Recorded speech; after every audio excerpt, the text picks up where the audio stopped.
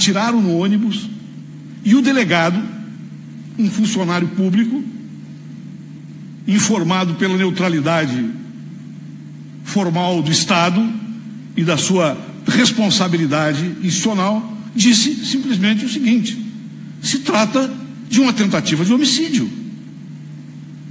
Este delegado foi sumariamente afastado do inquérito, porque revelou a verdade concreta a respeito desse fato. Vários tiros num ônibus que estava o ex-presidente da República e que não causou nenhuma repulsa, né, na grande imprensa e nenhuma repulsa nas autoridades que devem ser encarregadas da segurança pública. Isto é gravíssimo. Isto faz lembrar aquele módulo operacional característico do fascismo que ocorreu na Itália, quando na grande marcha sobre Roma, Mussolini terminou dizendo de maneira orgulhosa: a ação enterrou a filosofia. Estas ações no Brasil querem enterrar a figura do maior presidente que o Brasil teve na sua época recente, nos seus últimos 50 anos, e que, ser candidato a presidente da República, ganhará a eleição. Mas quem se eleger sem a presença do Lula como candidato, quem se eleger e não derrotar Lula nas eleições, não terá legitimidade para governar. Porque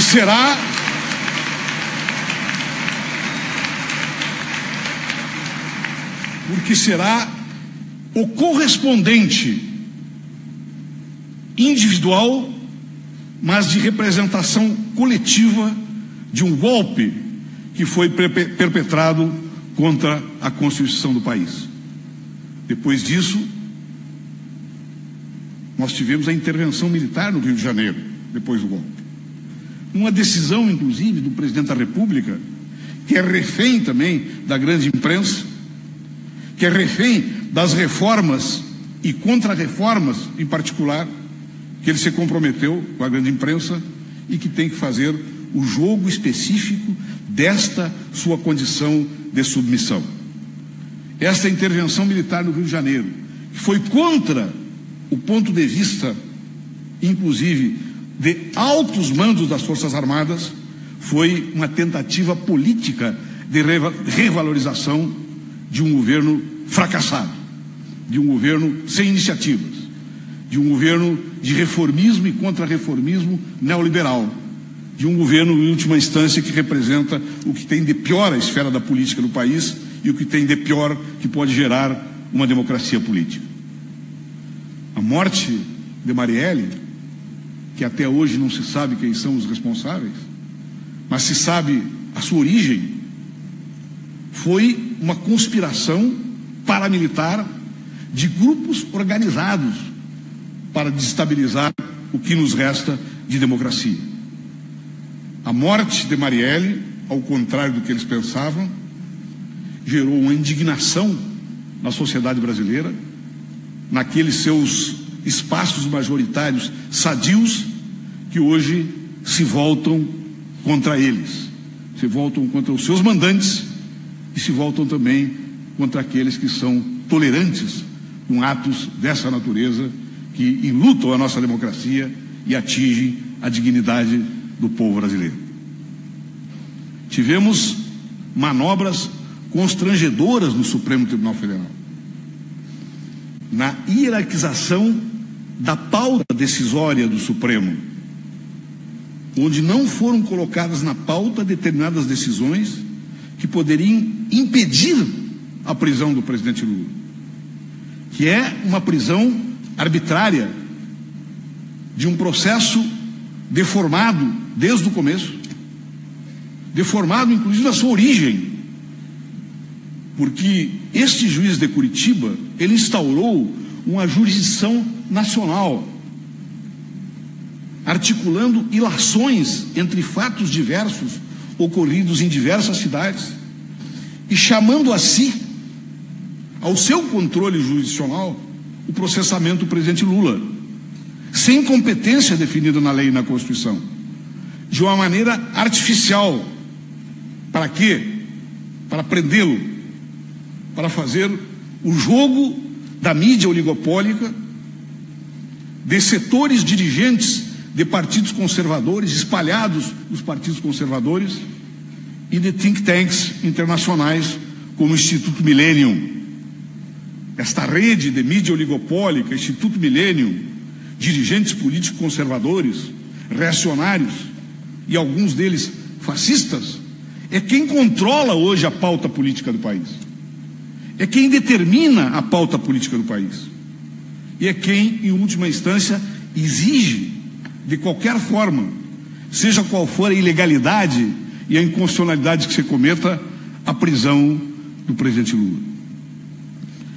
Nós estamos hoje numa situação de insegurança e incerteza política no Brasil, porque pode se abater sobre nós um processo de violência por nós ainda inesperado, mas que já desconfiamos que ele pode ocorrer, com bandas privadas fascistas atacando pessoas. Esses dias, algumas semanas, na minha cidade, em Porto Alegre, uma banda fascista interrompeu e fez fechar uma exposição de arte. E sem nenhuma surpresa e sem nenhuma indignação da mídia tradicional, como se aquilo fosse uma coisa natural, um incidente apenas, secundário, quando na verdade é um modo de fazer política que está sendo instaurado no Brasil a partir do golpe contra a presidenta Dilma. A agenda das reformas que estão sendo feitas no país é uma agenda de destruição do Pacto Social Brasileiro instaurado pela Constituição de 88. Estão destruindo direitos e garantias fundamentais inscritos na Constituição através de legislação ordinária, que é nitidamente inconstitucional e que o Supremo hesita e hesitará ainda mais em declarar a sua inconstitucionalidade. Porque este foi o objetivo do golpe.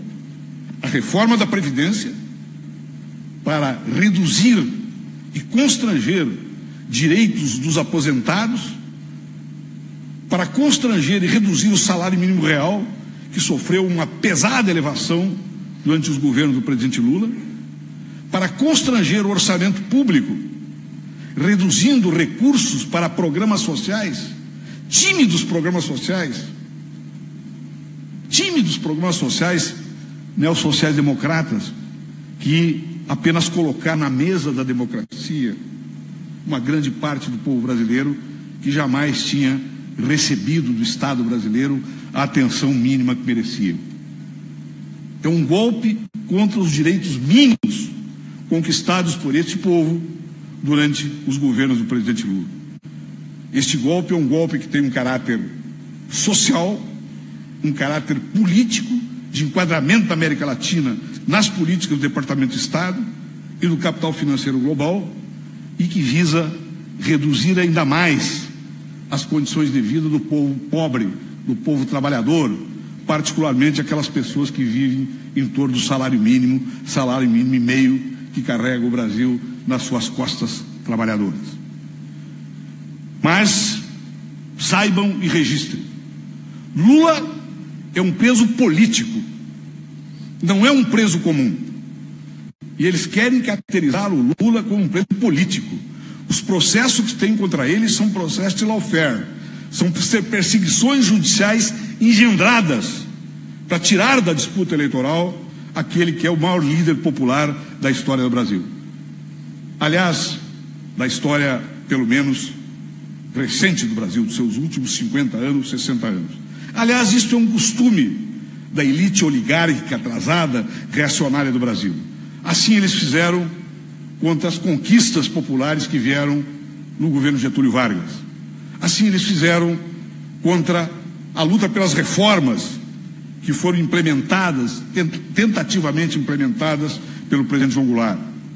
Assim eles fizeram contra o presidente Juscelino Kubitschek, que foi um desenvolvimentista, que era um homem ousado em relação a políticas de ocupação territorial e de transformação do Brasil numa nação minimamente integrada. Assim eles estão fazendo contra Lula. Assim eles fizeram para demonizar Leonel Brizola, um dos grandes líderes populares do nosso país.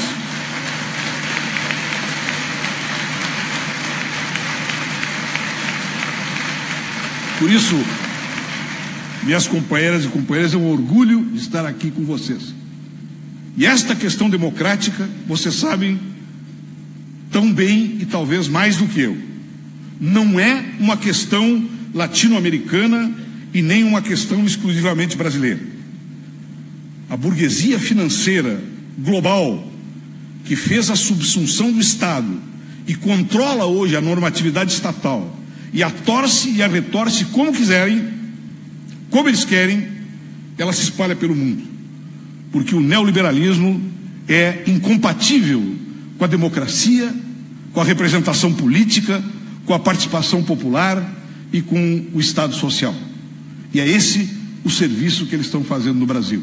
Mas também não vamos esquecer, se Lula não for candidato e se eleger um candidato da direita, seja ele quem for, ele não será um governante legítimo e assim será tratado pela esquerda, pelo movimento social, pelo movimento popular, numa luta sem tréguas em defesa da democracia, da república, da participação e das riquezas socialmente distribuíveis em nosso país. Muito obrigado pela solidariedade a vocês.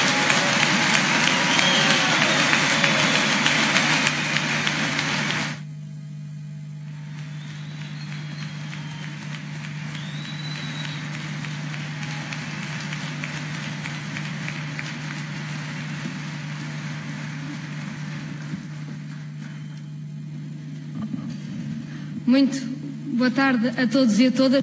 Deixem-me dizer que, visto daqui, que extraordinária sala, tão cheia, de gente que tem o direito a ser solidária e que sabe que tem o dever da solidariedade.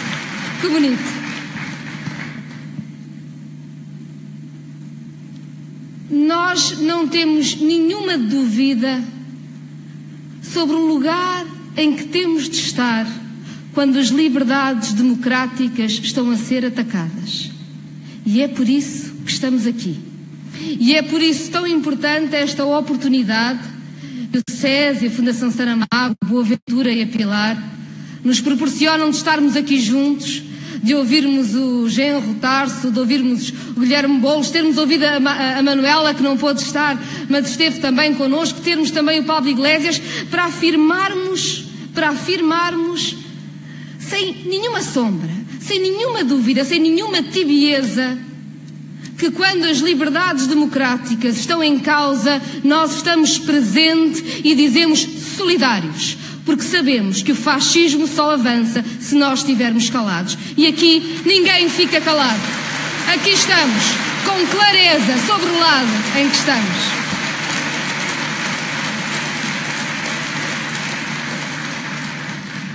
Não vou falar da situação no Brasil quando temos pessoas tão extraordinárias que nos podem falar dela. Mas queria falar-vos de algumas dúvidas que tenho visto escritas. Por exemplo, um cronista de direita escrevia que nós gostamos muito de corruptos. No fundo, toda a gente é contra a corrupção, mas gosta de corruptos. Nada mais errado. Aqui ninguém gosta de corruptos e nada disto tem a ver com corrupção. E é importante que isto fique claro, porque é importante que ninguém se possa esconder com falsos pretextos quando é chamado a dizer de que lado está quando vemos a democracia a ser atropelada. Nós não nos metemos em julgamentos. O que nós não permitimos é que juízes se transformem em coronéis para fazerem uma fraude judicial, que é uma fraude eleitoral, que não deixa o povo do Brasil escolher em liberdade como deve fazer. É isso que nós não aceitamos. E não se trata também de saber se esta é uma causa de quem está mais de acordo com a política do Lula, do PT, ou mais em desacordo. Se este é um problema de esquerda ou de direita, defendemos uns ou outros, conforme acontece. Não é. Tantas das caras que eu estou a ver aqui hoje estiveram em sessões de solidariedade com presos políticos catalães, alguns dos quais de partidos de direita. E cá estamos, porque não admitimos presos políticos, porque lutamos pelas liberdades, porque acreditamos na democracia. E é isso que nos une. E é por isso que aqui estamos. O que uma justiça que funcionar tiver de decidir e investigar, que decida e investigue. Claro que sim, claro que sim. Aqui estão quem está do lado da exigência, quem esteve sempre do lado do combate à corrupção. E é por isso também que dizemos que uma prisão num caso que não acabou e sem uma condenação com provas que se percebam, e ainda por cima num cenário em que aqueles que comprovadamente são corruptos estão a dirigir o país, como Temer ou Aécio, é algo que é incompreensível. E por isso, primeiramente, fora Temer. Falemos, pois, do combate à corrupção.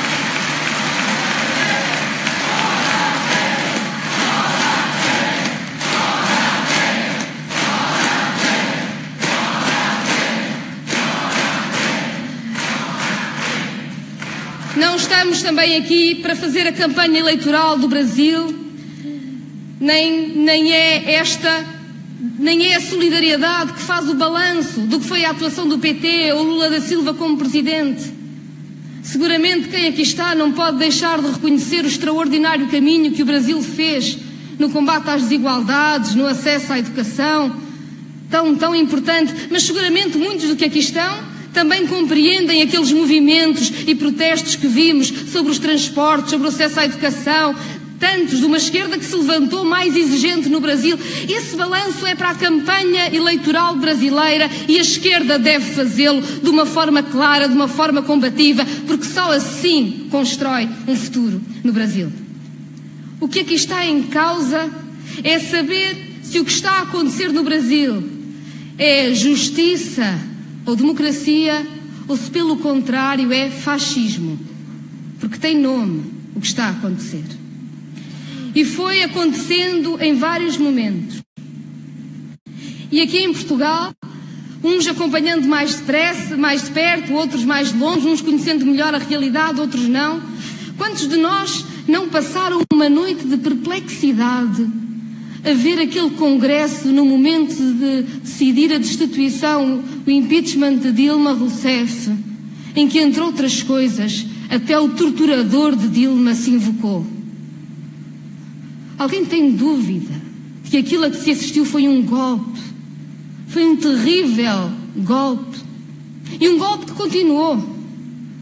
Foi o golpe que vimos nascer à evidência tão brutal, tão cruel, quando se afastou uma presidente que afinal nem sequer foi acusada de nada de corrupção, para colocar um presidente esse sim acusado de corrupção, e depois vemos nos dias seguintes a brutalidade à nossa frente.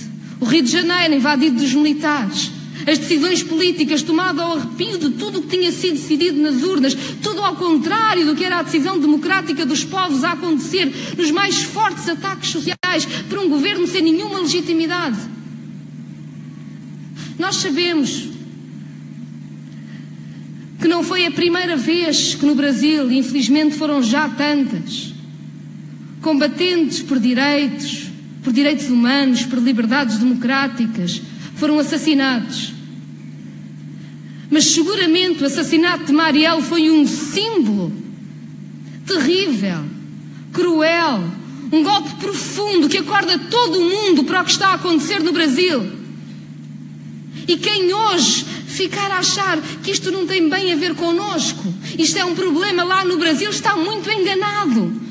Quando tem a ver com liberdades democráticas, claro que tem a ver connosco. Nós estamos aqui em solidariedade com o Brasil, mas estamos aqui pela democracia e, portanto, por nós próprios, por aquilo que nós somos. A prisão de Lula é mais um passo deste golpe terrível, grotesco, a desenrolar-se aos nossos olhos. E é por isso tão importante saber dizer Lula livre. Que o Brasil escolha, que as eleições possam acontecer. É tão simples quanto isto.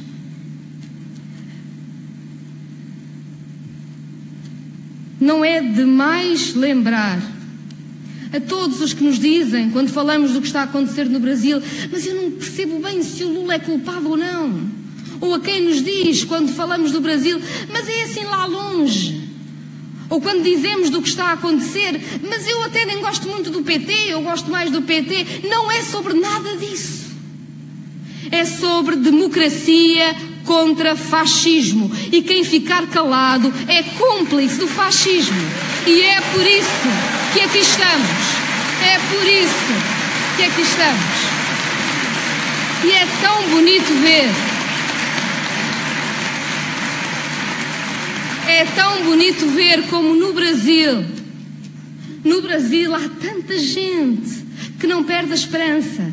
Fizeram tudo para matar a esperança e há gente na rua, gente que se organiza, gente que luta, gente que diz presente, gente que não desiste, e essa é a gente com quem nós queremos estar.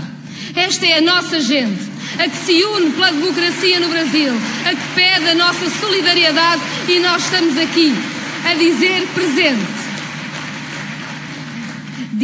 Citava Lula no seu discurso antes da prisão: pode-se matar uma rosa, 2 ou 3, mas ninguém pode travar a primavera. E nós sabemos que, apesar de você, apesar de toda a perseguição, ainda vamos ver este jardim a florescer. É por isso que cá estamos. Solidariedade, democracia, liberdades democráticas. É dessa matéria que somos desfeitos. Lula livre, pois, não podia ser de outra forma.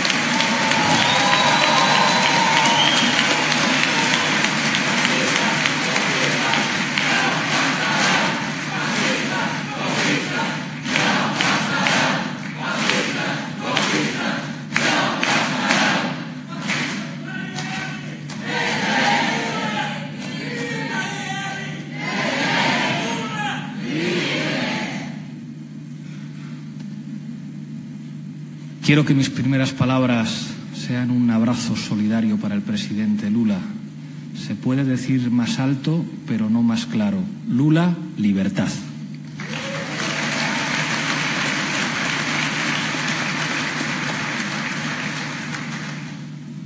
Muchísimas gracias a los organizadores de este acto en un momento excepcional, a Boaventura, a Pilar, amigos como Caterina, como Marisa Matías, como Pablo Bustindu y como Beto, como Antonio Bailos, quizá uno de los mayores expertos en derecho del trabajo en España, pero especialmente muchísimas gracias a los compañeros y compañeras de Brasil por estar aquí, porque vuestra lucha es un ejemplo para todos los demócratas.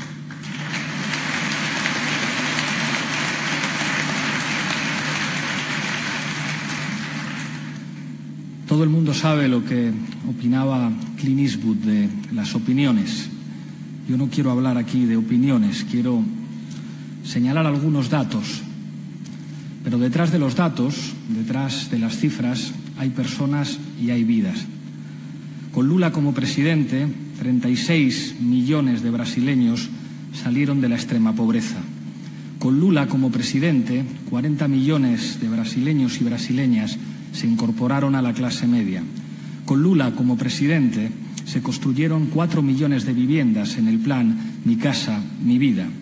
Con Lula como presidente la tasa de paro disminuyó hasta el 6% en Brasil.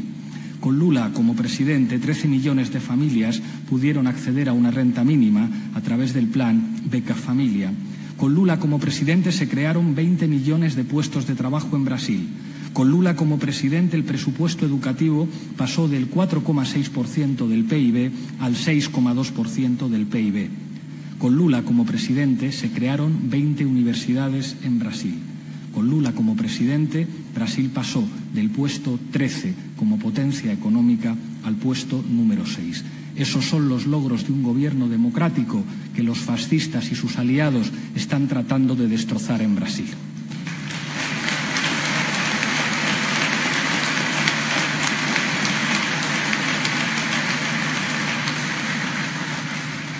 Decía Tarso hace un momento en su intervención, lo que está ocurriendo en Brasil no es una cuestión solamente brasileña. Lo que está ocurriendo en Brasil no solamente es una cuestión latinoamericana. yo quiero decir hoy aquí que la defensa de la democracia en Brasil es la causa de todos los demócratas del mundo y que los demócratas no podemos aceptar ni consentir lo que los golpistas y los fascistas están haciéndole al pueblo brasileño. No se puede consentir que mediante un mecanismo golpista sea parte de la presidencia la presidenta legítima que eligieron los brasileños y las brasileñas. No se puede consentir los ataques a las libertades civiles y a las garantías procesales en Brasil. No lo decimos nosotros, lo están diciendo juristas en todo el mundo. No se pueden consentir atentados fascistas en Brasil, disparos en la caravana del presidente Lula, el asesinato de la concejala Marielle. Los demócratas de todo el mundo tenemos un compromiso con la democracia y con el pueblo brasileño. Y ese compromiso implica decir hoy en día, y con esto termino, Lula, libertad.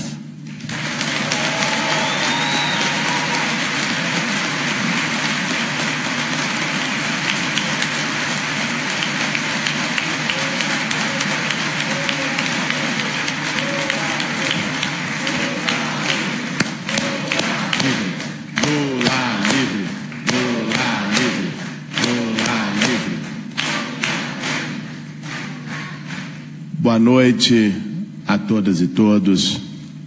Quero cumprimentar inicialmente Boaventura, Pilar, pela organização desse importante ato. Cumprimentar Catarina, Pablo, meu companheiro Tarso. O Brasil vive hoje a crise democrática mais profunda nos últimos 35 anos. Desde que se encerrou a ditadura militar no nosso país, nós não passamos por um momento tão grave. Uma crise democrática que se expressa com uma escalada de violência política. Foi dito aqui, muitos de vocês devem ter acompanhado, com tiros, com intolerância, com ódio sendo destilado no lugar do debate político. Uma escalada de violência que teve como principal expressão o assassinato brutal, covarde, da nossa companheira Marielle Franco. A Marielle, os tiros que atingiram a Marielle tinham um alvo muito bem definido. Era uma mulher negra, vinda da favela, uma das mais combativas lideranças políticas e das mais promissoras lideranças políticas do Rio de Janeiro, que não tinha medo de denunciar e enfrentar abusos policiais que ocorrem diariamente com o povo pobre e negro das periferias no Brasil, que não teve medo de se opor à intervenção militar, eleitoreira, oportunista e violenta do governo Temer. Essa crise democrática também se expressa num processo de judicialização da política. Quando juízes saem do seu papel de julgar e se comportam como chefes de partido, é difícil falar em democracia. Isso está ocorrendo hoje no Brasil. E a maior expressão dessa judicialização da política é a prisão do ex-presidente Lula. Uma prisão que ocorre sem qualquer prova. No Brasil, nós vivemos um antagonismo em relação a isso. Porque no que se refere ao Michel Temer, tem provas, tem gravações, tem malas de dinheiro e ele está no Palácio do Planalto. No que se refere ao Aécio Neves, tem gravações pedindo dinheiro, o país todo ouviu, ameaçando até de morte um suposto delator, e ele está no Senado Federal. Com Lula não há uma prova, uma conta, uma gravação, uma mala, e ele está preso em Curitiba. De um lado, temos condenação sem prova. Do outro lado, prova sem condenação. Esse é o retrato de quando o judiciário resolve fazer política. Se o juiz Sérgio Moro quisesse, dentro da democracia, ser político, que fosse ser candidato a vereador em Curitiba e não usasse a sua toga para interferir na democracia brasileira. Que resolvesse ser candidato a presidente da República e encarasse um debate democrático com o povo brasileiro e não usasse a sua condição de juiz para poder definir quem participa ou quem não participa do processo eleitoral. O Lula não está acima da lei, mas o Lula também não pode estar abaixo da lei. O que está acontecendo nesse momento no Brasil não é o risco de um privilégio a um ex-presidente. É exatamente o oposto. É ele ter negado as suas garantias constitucionais, o amplo direito de defesa e mesmo agora o direito de visitas na carceragem em Curitiba. Isso é muito grave. Isso expressa uma ideia, uma corrente de pensamento. Um dos ministros da Suprema Corte Brasileira, o Barroso, recentemente numa declaração, porque os ministros da Suprema Corte Brasileira saem que nem matracas dando declaração política a todo momento, ele disse que muitas vezes o tribunal empurra a história. Nós devemos nos perguntar para onde o tribunal está empurrando a história brasileira. Porque nós já vimos em 1964, quando o mesmo Supremo Tribunal Federal chancelou um golpe militar e ajudou a empurrar a história brasileira para uma ditadura sombria de 21 anos. E quem viu e viveu essa história não quer isso de volta. Juiz não é eleito. Juiz tem uma responsabilidade social que é de interpretar a lei, não é a de fazer a lei. Esse é o cenário preocupante no Brasil. Agora, é importante que a gente diga, como temos dito em todo o país e aqui desde Lisboa, que a violência política deles, a ameaça judicial deles, ameaça, aliás, recentemente complementada por intimidações de generais, de que isso não nos intimida. Se o objetivo com isso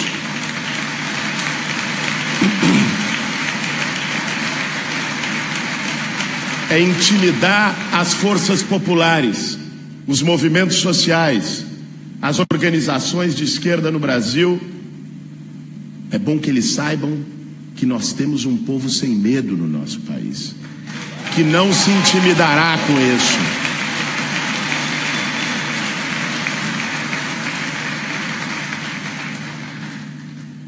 Em relação a Marielle, agora se completa no próximo sábado 1 mês do assassinato brutal da nossa companheira. Em relação a Marielle, nós seguiremos exigindo justiça. O Brasil quer saber quem matou e quem mandou matar Marielle, sobretudo. Mas mais do que isso, a maior homenagem que nós podemos prestar para Marielle é levar adiante as ideias pelas quais ela viveu, é levar adiante a sua luta por justiça, por igualdade, por ter mais vozes e diversidade na política brasileira. E a brutalidade deles ao longo da história, nas mais sangrentas ditaduras, nunca contou, é que as ideias são a prova de bala. Ideias não se matam.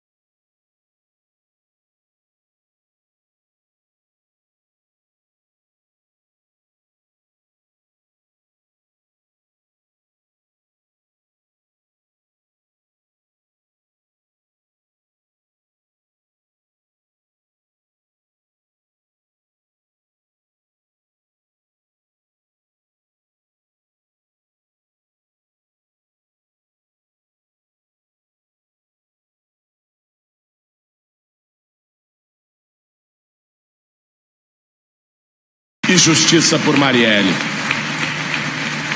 Vocês sabem, eu sou candidato a presidente da República por uma aliança do PSOL com os movimentos sociais. Na esquerda, nós temos posições diversas. Nós temos pontos de vista diferentes. E é importante e saudável que seja assim. O pensamento único e a intolerância não fazem parte do nosso vocabulário, da nossa gramática. Agora, as diferenças que nós temos não nos impediram, não nos impedem e não vão nos impedir de estar juntos no mesmo lado, sentados à mesma mesa para defender a democracia brasileira, justiça por Marielle e liberdade para o Lula. Isso é fundamental.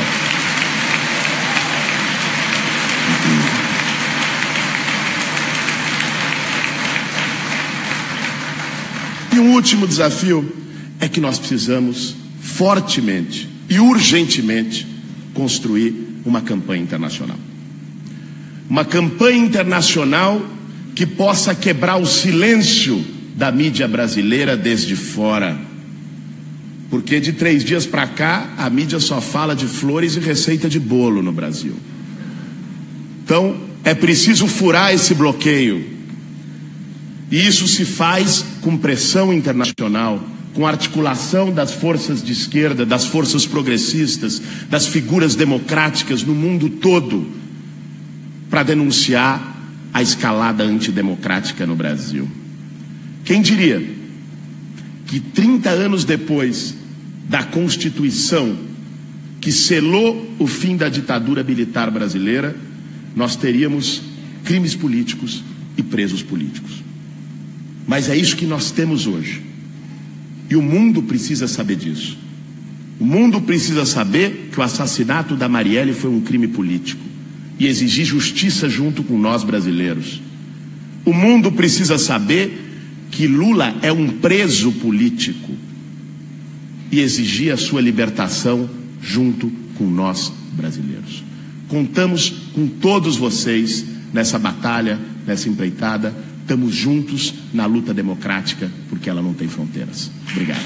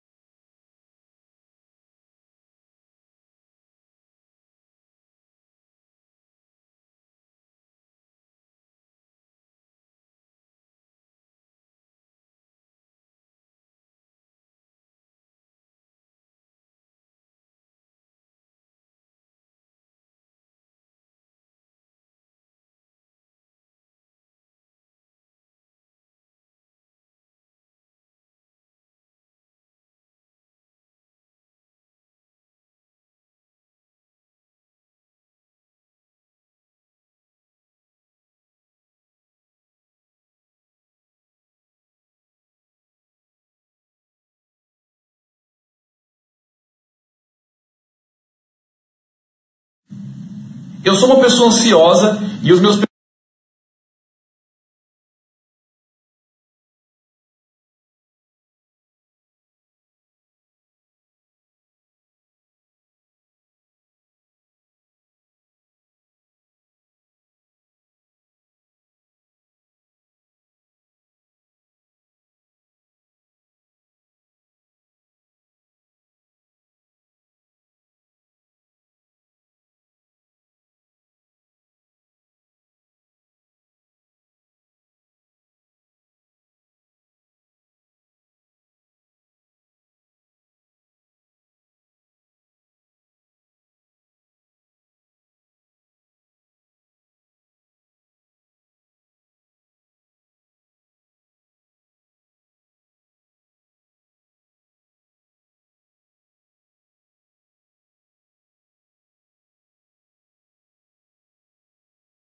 pensamentos